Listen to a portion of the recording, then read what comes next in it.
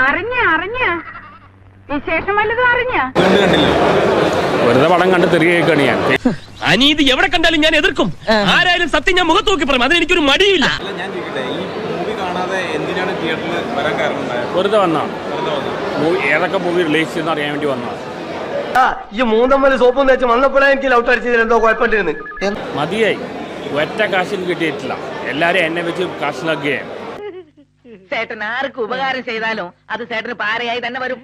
എത്ര പേരും എന്നെ റിവ്യൂ എടുത്ത് ഇന്റർവ്യൂ എടുത്ത് പോയിരിക്കുന്ന അറിയാം. എനിക്ക് അത് 999Kയും എന്ത് റെക്കോർഡാ വന്നിരിക്കുന്ന അറിയാം. ഇനി ഞാനൊരു സത്യം പറയട്ടെ. അപ്പൊ താൻ ഇത്രയും കാലം പറഞ്ഞതൊക്കെ നുണയായിരുന്നു. ഇന്ന് ലുലുമാളിൽ പോകുമ്പോൾ ആൾക്കാരെ കളിയേക്കാണ്, പുച്ഛത്തോടെ കാണും, കോമാളിയെ പോലെ. ഞാൻ അത്ര ആളല്ല. സിനിമയാണ്, പക്ഷെ എനിക്ക് തന്റെ ജീവിതമായിരുന്നു ചേട്ടായി. കരയാണ്ടിരിക്കുക.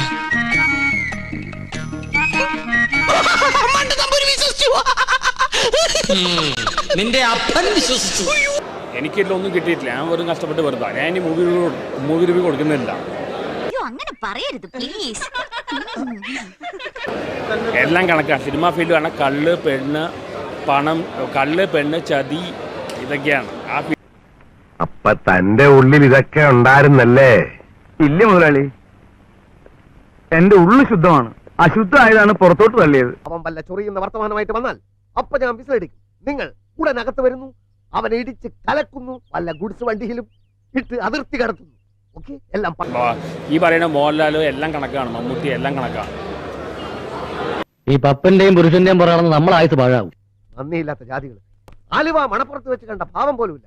എന്തെങ്കിലും പറഞ്ഞാൽ അപ്പ തെറിയും അടിയും.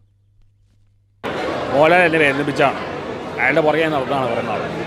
ഇതെല്ലാം കണക്കാണ്, ഈ ഫീൽഡ് മുഴുവൻ കണക്കാണ്. ഞാനിപ്പോ എന്നതാണ് ഈ പറഞ്ഞത്? മായയാണോ മന്ത്രമാണോ എന്ന് എനിക്ക് അറിയാൻ പാടില്ലായിരുന്നു കേട്ടോ. എന്റെ മുമ്പിൽ വേറെ ആരോ ഇരിക്കുന്നത് പോലെയാണ് എനിക്ക് തോന്നിയത്. ഇപ്പൊ ഞാൻ വരട്ടെ. ഇങ്ങോട്ട് അല്ല, ഞാൻ പോട്ടെ. വണ്ടി എടുക്കണം.